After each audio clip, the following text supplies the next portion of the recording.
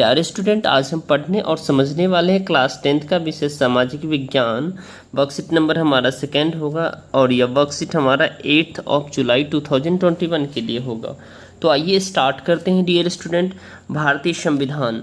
प्यारे विद्यार्थियों, पिछली कार्यपत्रक में आपने भारतीय संविधान की उद्देशिका का देखा व उसमें भारतीय संविधान की प्रमुख विशेषताओं को खोजने का भी प्रयास किया। आज के कार्यपत्रक में हम भारतीय संविधान की प्रमुख विशेषताओं का अध्ययन करेंगे।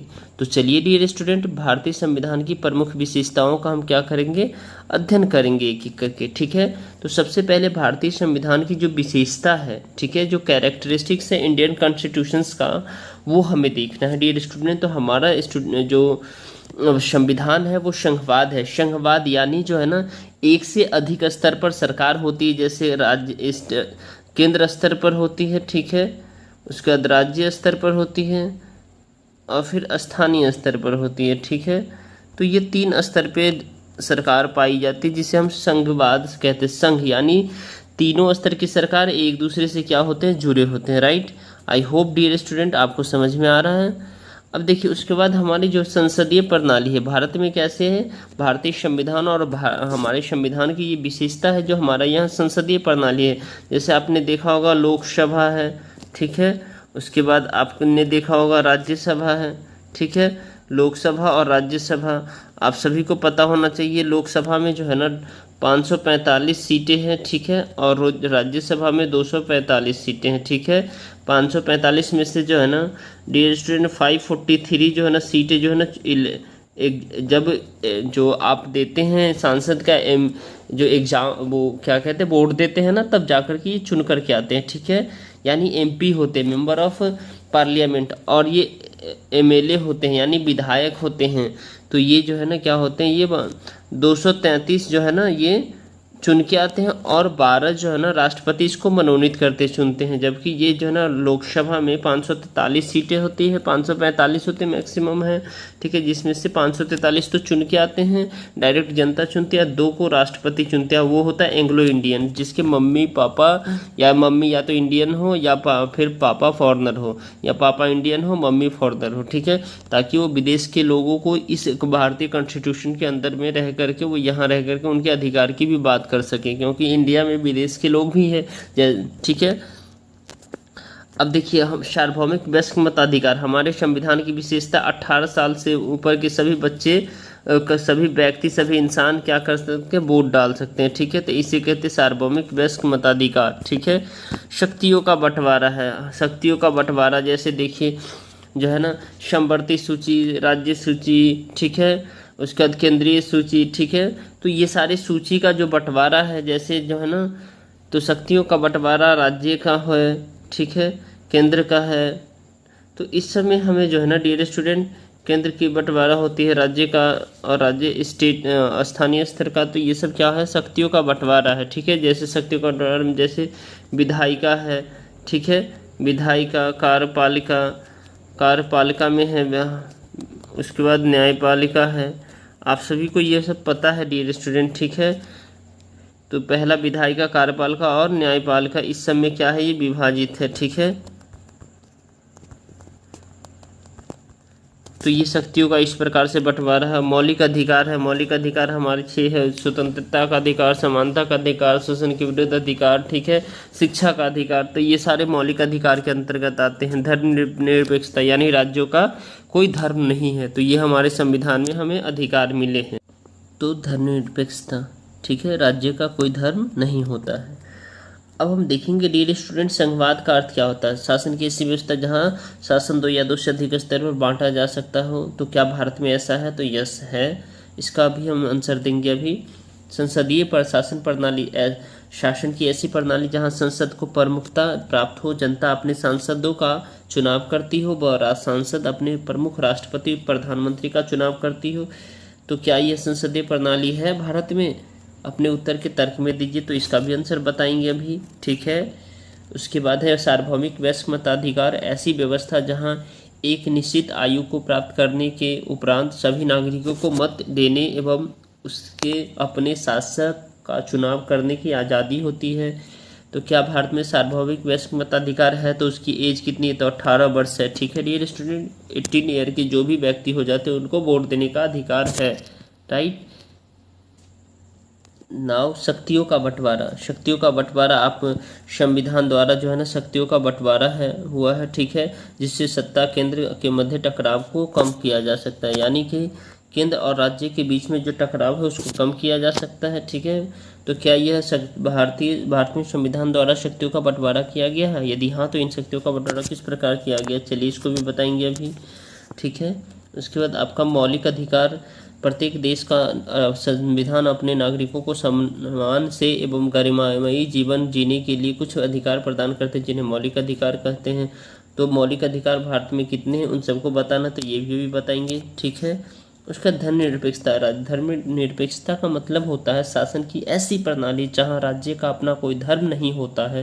राज्य अपने नागरिकों के मध्य धर्म के आधार पर कोई भेदभाव नहीं करता है, उसके सभी नागरिकों को किसी भी धर्म को मानने की आज़ादी होती है। पता लगाइए कि क्या भारत में धर्मनिरपेक्षता का पालन किया जाता है? अपने उत्तर की पुष्टि कीजिए। तो चलिए आंसर देखते हैं डियर स्टूडेंट इस सभी का। ठीक है, तो संघवाद शासन की ऐसी प्रणाली जहां शासन दो या दो से अधिक स्तर पर बटा होता हो। पता लगाइए क्या भारत में संघवाद है? अपने उत्तर के पक्ष में तर्क दीजिए। तो पहली बात तो आप इसमें ये लिखेंगे डियर स्टूडेंट, भारत में संघवाद है। ठीक है, इसमें लिखेंगे है, भारत में संघवाद है। और संघवाद होता क्या है? संघवाद शब्द की उत्पत्ति लैटिन शब्द के फोएडस से हुआ है, जिसका अर्थ एक प्रकार का समझौता या अनुबंध होता है। ठीक है, समझौता। जैसे कि वास्तव में महासंघ दो तरह की सरकार के बीच सत्ता साझा करने और उसके संबंध क्षेत्रों को नियंत्रित करने हेतु एक समझौता होता है। अब देखिए, जैसे इस आधार पर कहा जा सकता है कि संघवाद सरकार का वह रूप है जिसमें देश के भीतर सरकार के कम से कम दो स्तर मौजूद हो, पहला केंद्रीय स्तर पर और दूसरा स्थानीय स्तर पर। ठीक है, इसके बाद आप भारत की इस स्थिति में संघवाद को स्थानीय, केंद्रीय और राज्य सरकारों के मध्य अधिकारों के वितरण के रूप में परिभाषित किया जाता है। ठीक है, तो ये भारत में संघवाद है। ठीक है, क्या है? भारत में संघवाद है और ये सारे पॉइंट आप इनके पक्ष में देंगे। ठीक है, नेक्स्ट क्वेश्चन है आपका, संसदीय शासन प्रणाली। शासन की ऐसी प्रणाली जहां संसद को प्रमुखता प्राप्त होता है, जनता अपने सांसदों का चुनाव करती है, वह सांसद अपने प्रमुख राष्ट्रपति, उपराष्ट्रपति, राष्ट्रपति, प्रधानमंत्री का चुनाव करते हैं। पता लगाइए क्या भारत में संसदीय प्रणाली है? अपने उत्तर के पक्ष में तर्क दीजिए। चलिए, तो संसदीय प्रणाली क्या है? संसदीय प्रणाली यानी पार्लियामेंट्री सिस्टम, लोकतांत्रिक शासन व्यवस्था की वह प्रणाली जिसमें कार्यपालिका अपनी लोकतांत्रिक वैधता विधायिका के माध्यम से प्राप्त करती है और विधायिका के प्रति उत्तरदायी होती है। इस प्रणाली में राज्य का मुखिया राष्ट्रपति तथा सरकार का मुखिया प्रधानमंत्री अलग अलग व्यक्ति होते हैं। ठीक है, तो आई होप डियर स्टूडेंट आपको ये समझ में आ गया है। ठीक है, तो भारत में संसदीय प्रणाली है, ये आपको लिखना है। ठीक है, अब देखिए नेक्स्ट है सार्वभौमिक वयस्क मताधिकार। ऐसी व्यवस्था जहां एक निश्चित आयु को प्राप्त करने के उपरांत सभी नागरिकों को मत देने एवं उसके अपने शासक का उपचुनाव करने की आज़ादी होता है। पता लगाइए क्या भारत में सार्वभौमिक वयस्क मताधिकार है? यदि हाँ तो भारत में सार्वभौमिक वयस्क मताधिकार की आयु कितनी है? तो भारत में सार्वभौमिक वयस्क मताधिकार है जिसकी उम्र सीमा 18 वर्ष है। ठीक है, 18 वर्ष पूर्ण जाने के बाद सभी व्यक्ति वोट दे सकते हैं, उन्हें सरकार चुनने की आज़ादी होती है। ठीक है, नेक्स्ट है शक्तियों का बंटवारा। शासन की ऐसी प्रणाली है जहां संविधान द्वारा शक्तियों का स्पष्ट बंटवारा किया जाता है, जिससे सत्ता के केंद्र के मध्य टकराव को रोका जाता है। पता लगाइए क्या भारत में संविधान द्वारा शक्तियों का बंटवारा किया जाता है? यदि हाँ तो इन शक्तियों का बंटवारा किस प्रकार होता है? तो देखिए डियर स्टूडेंट, शक्तियों के पृथक्करण के लिए राज्य को विभिन्न उत्तरदायित्व वाली कई शाखाओं में विभाजित किया जाता है और प्रत्येक शाखा को अलग अलग और स्वतंत्र शक्तियाँ प्रदान की जाती है। प्राय यह विभाजन कार्यपालिका में किया जाता है, विधायिका में किया जाता है तथा न्यायपालिका के रूप में किया जाता है। आई होप इस उत्तर से आप संतुष्ट हैं। ठीक है, अब आपको नेक्स्ट क्वेश्चन है, मौलिक अधिकार। प्रत्येक देश का संविधान अपने नागरिकों को सम्मान से एवं गरिमामयी जीवन जीने के लिए कुछ अधिकार प्रदान करता है, जिन्हें मौलिक अधिकार कहते हैं। पता लगाइए, क्या भारत में संविधान अपने नागरिकों को मौलिक अधिकार प्रदान करता है? ये मौलिक अधिकार कौन कौन से हैं? बिल्कुल, भारत में मौलिक अधिकार भारत का संविधान 6 मौलिक अधिकार प्रदान करता है। ठीक है, तो 6 मौलिक अधिकार हैं, आप सभी को पता है डियर स्टूडेंट। पहले समानता का अधिकार, जिसमें अनुच्छेद 14 से लेकर के 18 तक है। स्वतंत्रता का अधिकार अनुच्छेद 19 से लेकर के 22 है। शोषण के विरुद्ध अधिकार 23 से 24 है। धर्म की स्वतंत्रता का अधिकार यानी 25 से 28 तक है अनुच्छेद में। और संस्कृति और शिक्षा का संबंधित अधिकार अनुच्छेद 29 और 30 में, और संवैधानिक उपचारों का अधिकार जो अनुच्छेद 32 में है। और तो अभी हमारे पास जो मौलिक अधिकार है वो 6 हैं। पहले 7 थे। जो है ना वो संपत्ति के अधिकार को जो है ना डियर स्टूडेंट उसको हटा दिया गया है। ठीक है, संपत्ति के अधिकार उसको क्या किया गया, हटा दिया गया है हमारे संविधान से। क्यों? उसको 300A में जो आर्टिकल है उसमें ऐड कर दिया गया है। ठीक है, तो हटाया गया है लेकिन उसको कहीं रखा गया, तो हमारे संविधान में ही है वो 300A में।